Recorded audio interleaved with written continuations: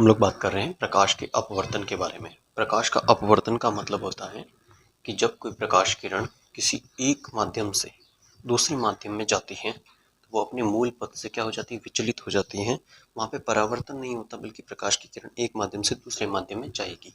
जैसे कि कोई एक पृष्ठ है, ये मान लिया दो पृष्ठ हैं। यहाँ पे जो माध्यम है वो विरल माध्यम है और ये मान लिया यहाँ पे सघन माध्यम है, और इसका उल्टा मान लिया यहाँ पे सघन माध्यम है और यहाँ पे विरल माध्यम है, और इसका अपवर्तनांक मान लिया μ1 है, इसका μ2 है, इसका अपवर्तनांक μ1 है और इसका अपवर्तनांक μ2 है। दोनों माध्यमों का अपवर्तनांक ले लिया। और ये जो पृष्ठ है वो अपवर्तक पृष्ठ है। अपवर्तक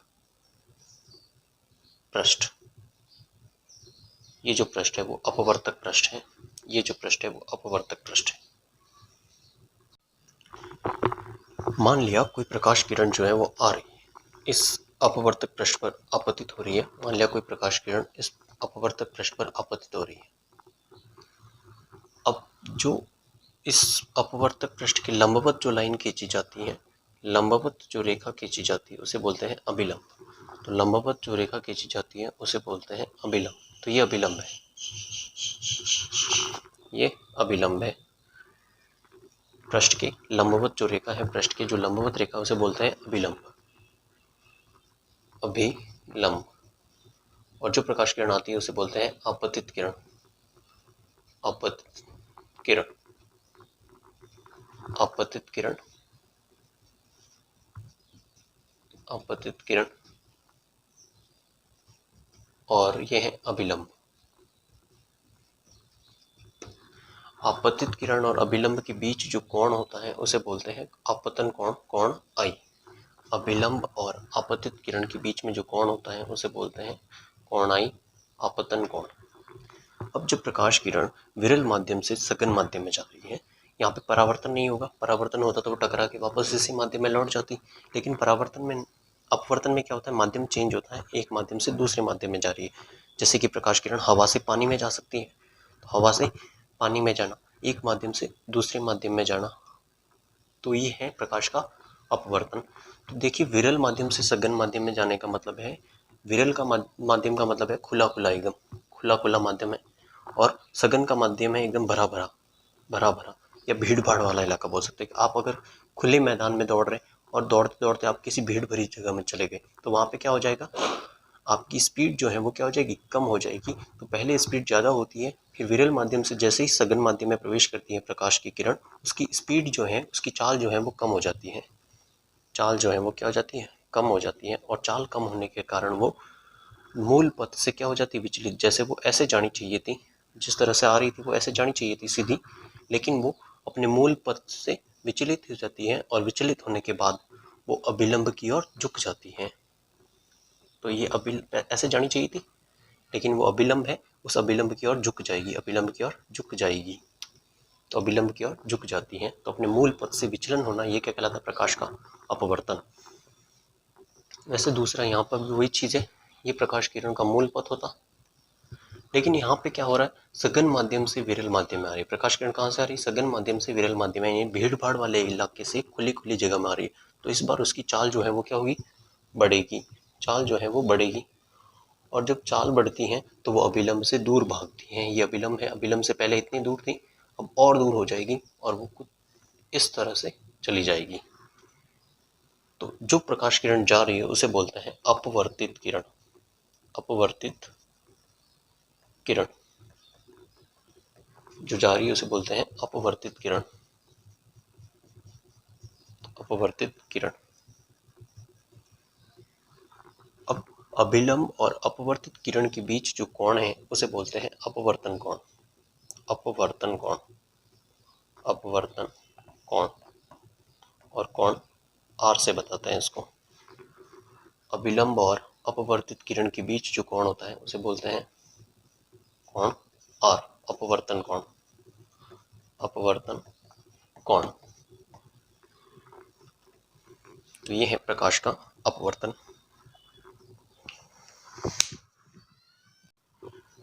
तो यहाँ पे क्या होगा, जब प्रकाश किरण विरल माध्यम से सघन माध्यम में जाती हैं तो वो अभिलंब की ओर झुक जाती हैं। जब प्रकाश किरण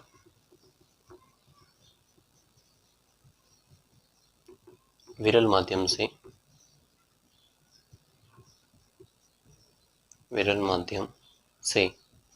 सघन माध्यम में जाती हैं, सघन माध्यम में जाती हैं,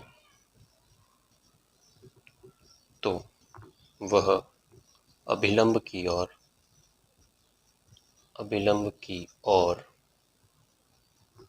झुक जाती हैं।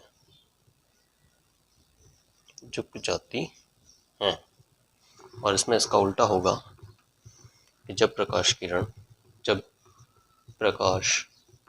किरण सघन माध्यम से विरल माध्यम में जाती हैं, सघन माध्यम से विरल माध्यम में जाती हैं, विरल माध्यम में जाती हैं,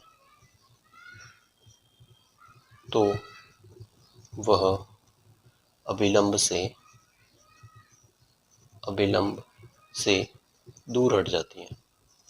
दूर हट जाती हैं।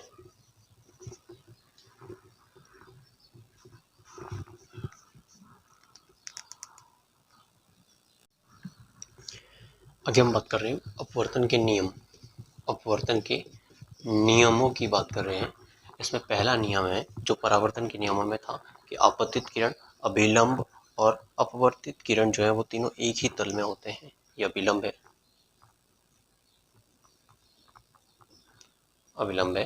तो आपतित किरण, अभिलंब और अपवर्तित किरण तीनों एक ही तल में होते हैं। आपतित किरण, अभिलंब व अपवर्तित किरण तीनों एक ही तल में होते हैं।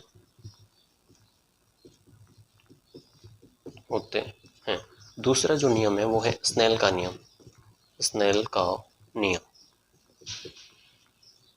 स्नेल ने बताया था कि आपतन कोण की जिया का मतलब साइन थीटा, और अपवर्तन कोण की जिया यानी साइन थीटा का जो अनुपात होता है वो नियत रहता है। अपतन कोण की जिया और अपवर्तन कोण, यानी अपतन कोण कौन है, कोण आई, और जिया का मतलब साइन थीटा, तो साइन आई, और अपवर्तन कोण यानी कोण आर, उसकी जिया भी यानी साइन आर, साइन आई बटा साइन आर, यानी साइन अपतन कोण की जिया और अपवर्तन कोण की जिया का जो अनुपात है वो हमेशा नियत रहता है। अपतन कोण की जिया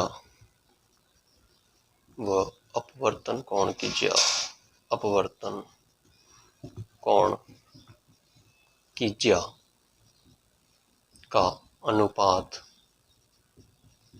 नियत रहता है। ये स्नेल का नियम है।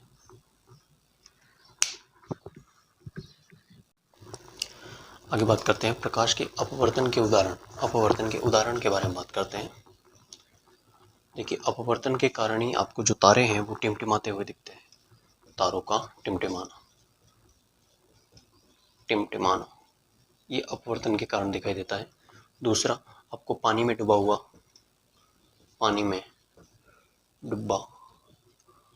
हुआ सिक्का जो है वो ऊपर उठा हुआ दिखाई देता है। सिक्का ऊपर उठा हुआ दिखाई देता है।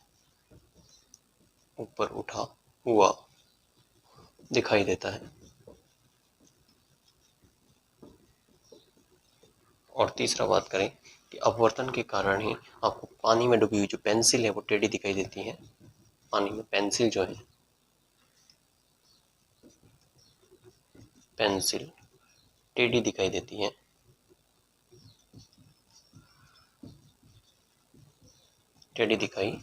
है। चौथा बात करें, सूर्य जो है वो सूर्योदय से 2 मिनट पूर्व व सूर्यास्त के 2 मिनट बाद तक दिखाई देता है। यानी रियल में वो 2 मिनट सूर्य उदय नहीं होने से 2 मिनट पहले ही वो आपको दिखाई देने लगता है, और सूर्यास्त हो जाने के बावजूद भी वो 2 मिनट तक आपको दिखाई देता है। ये सब प्रकाश के अपवर्तन के कारण होता है। अब जो प्रकाश के अपवर्तन की घटना होती है वो लेंस के अंदर होती है। लेंस में प्रकाश का अपवर्तन होता है। तो लेंस जो होते हैं वो 2 प्रकार के होते हैं। पहला होता है उत्तल लेंस, उत्तल लेंस, और दूसरा होता है अवतल लेंस, अवतल लेंस। तो जो उत्तल लेंस होता है वो इस तरह का होता है, जो किनारों से पतला और बीच बीच में से मोटा होता है, किनारों से पतला और बीच में से मोटा होता है। जबकि अवतल लेंस जो होता है वो किनारों से मोटा होता है और बीच में से पतला होता है, कुछ इस तरह से होता है अवतल लेंस। तो इनके अंदर क्या होता है, प्रकाश का अपवर्तन होता है। जब यहाँ से प्रकाश किरण ऐसे आती है, ये एक माध्यम है, एक कांच का बना हुआ होगा, दूसरा माध्यम होगा, तो एक माध्यम से दूसरे माध्यम में जाएगी प्रकाश की किरणें, और उत्तल जो लेंस है वो क्या करता है, प्रकाश किरणों को इकट्ठा करने का काम करता है। जैसे वो आ रही है तो आने के बाद उनको एक बिंदु पर मिलाने का काम करता है। तो इसीलिए इसे अभिसारी लेंस भी कहते हैं, अभिसारी लेंस। और ये क्या करता है, प्रकाश किरणों को